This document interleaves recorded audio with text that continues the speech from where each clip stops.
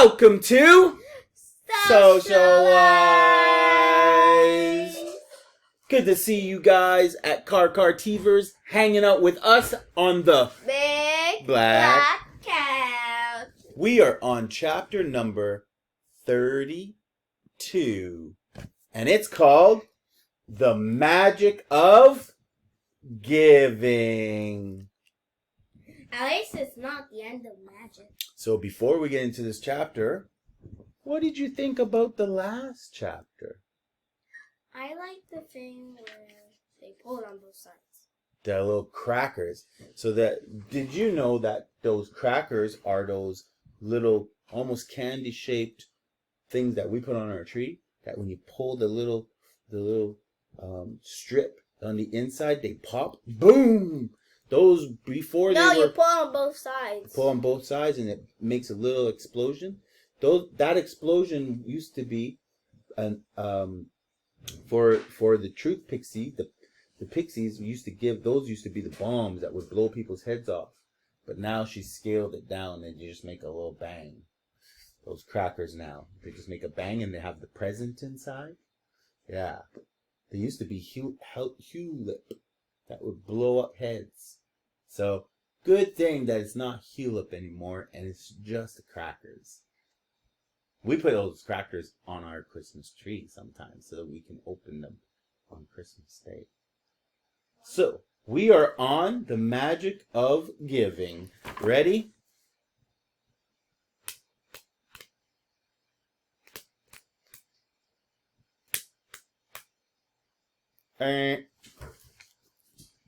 You know what? You can do it.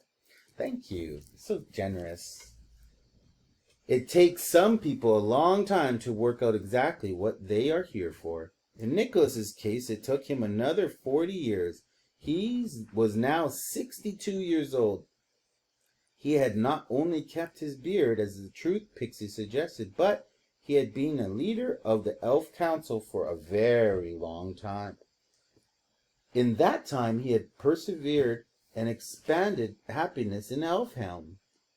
He had started a weekly spickle dance with singing tomtagubs in the village hall, even free toys for every newborn elf, converted the tower into a toy workshop, established a university of advanced toy making, expanded the school of sleighcraft, set up a Pixie Elf Alliance, signed a peace treaty with the trolls, invented the mince pie and sherry and gingerbread men, and had raised the elf minimum wage to 500 chocolate coins a week.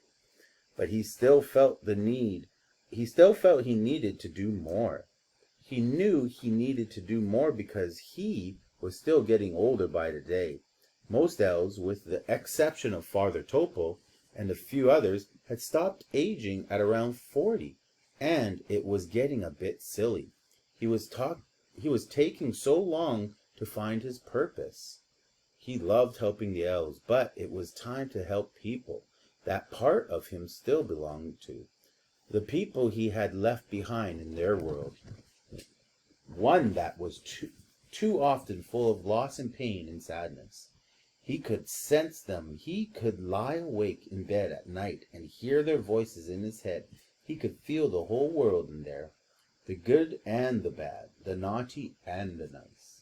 One Sunday night in spring, when there was no moon, he took Blitzen from the field and flew beyond the mountain.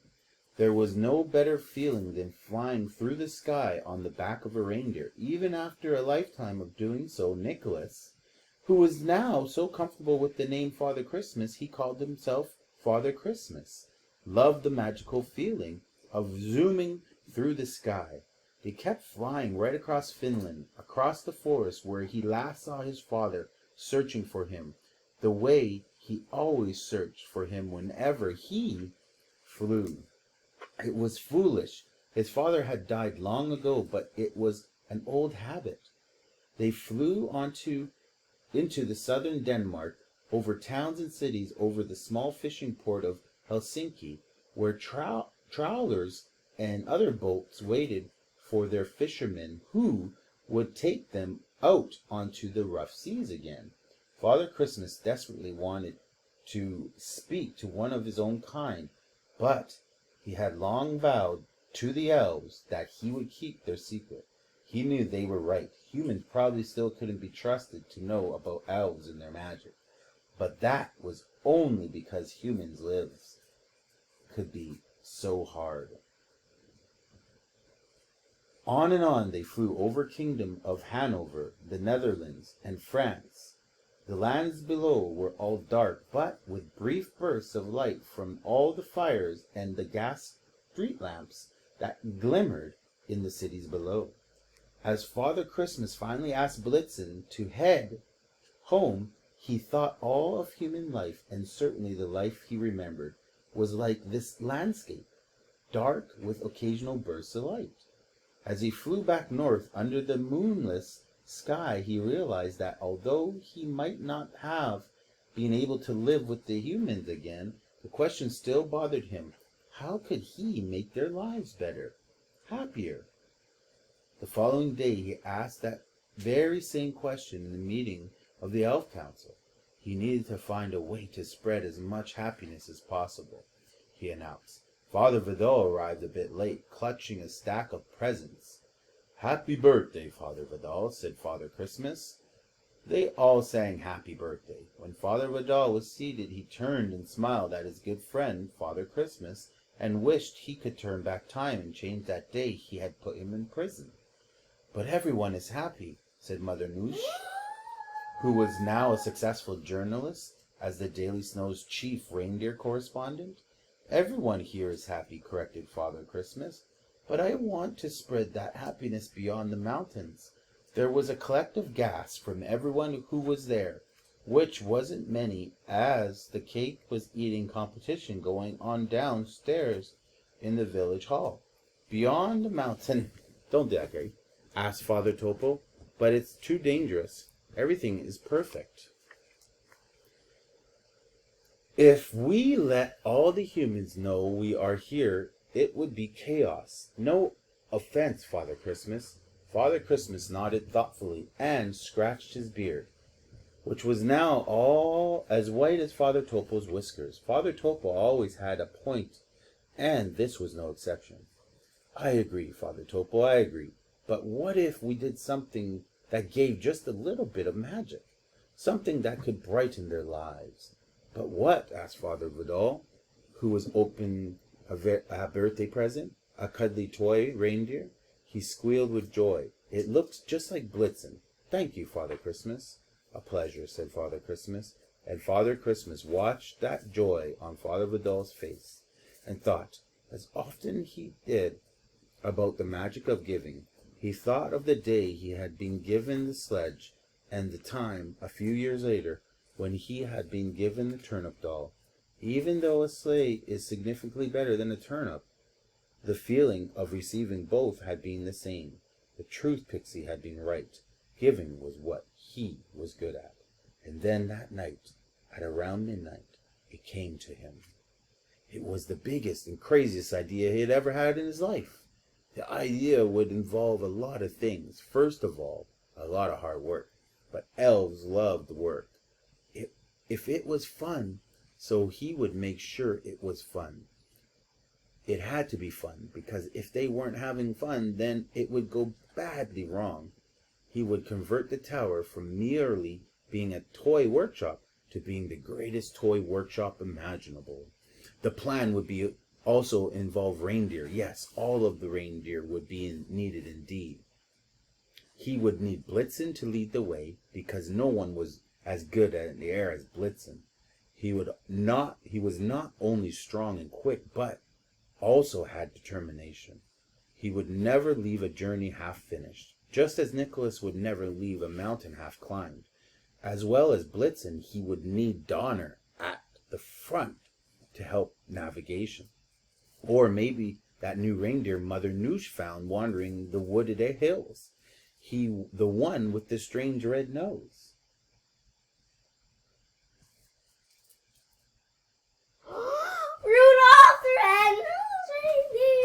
And they'd need a good sleigh. They'd need the best sleigh there had ever been, in fact. He'd need to to recruit the best sleigh makers. He would need it to be strong and streamlined and silent through the air. But there was still a problem. He paced his bedroom, munching on chocolate.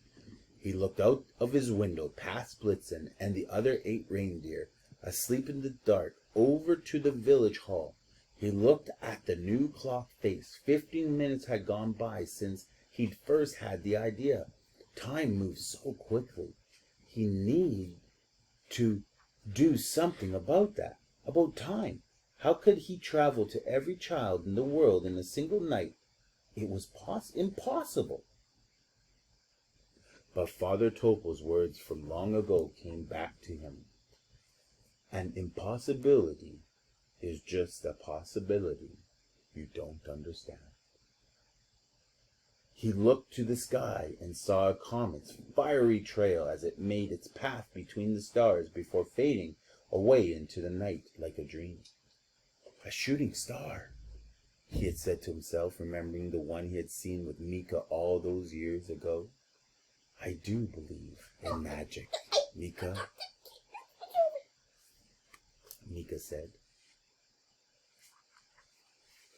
Imagining the long-gone mouse was still there with him, just as you believed in cheese, and where the magic there was always a way. And this time he knew he would find it. He stayed up all night thinking about it, and then he stopped thinking about it and started believing in it. He believed it so completely that it was already real. There was no use trying to think of a way because it was impossible, and the only way he could make something impossible real wasn't through logic or sensible thinking.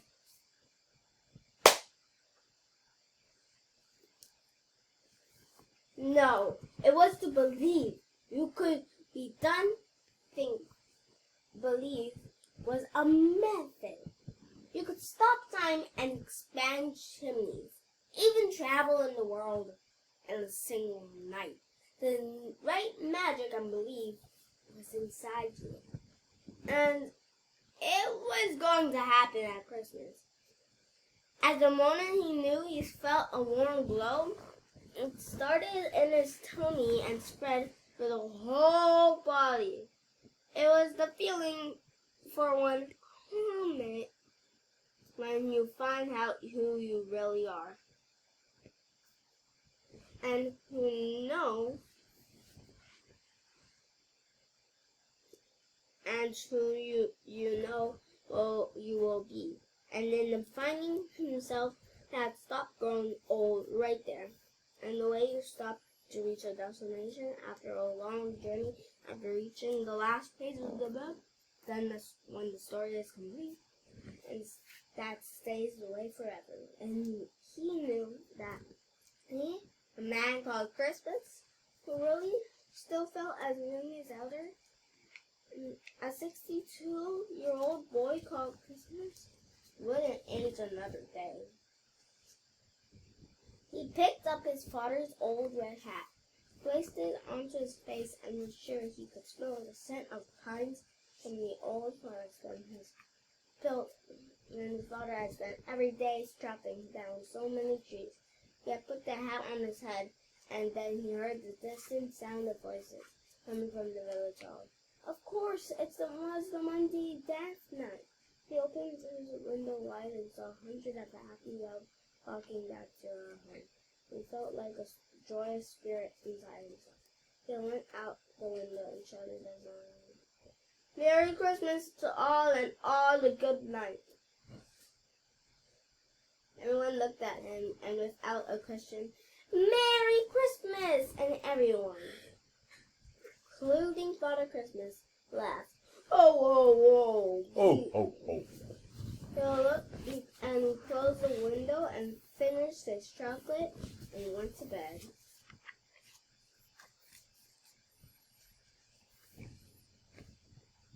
Closed his eyes and smiled with such joy, thinking of all the magic and wonder he would share next Christmas.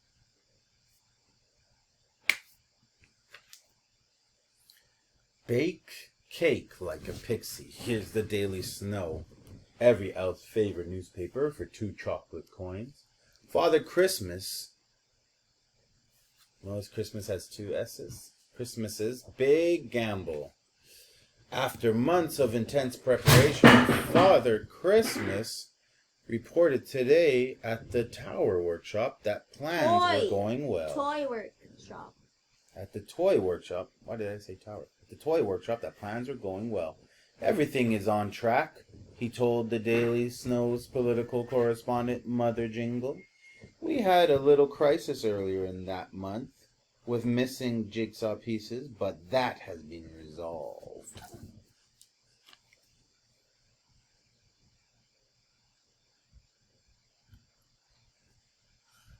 That was the only picture in that one. There we go. Well, he's got the great idea now. And making it come to life. The magic of giving. That's what's going to help him. Because once he figures out that purpose, he doesn't age anymore. What do you think about that?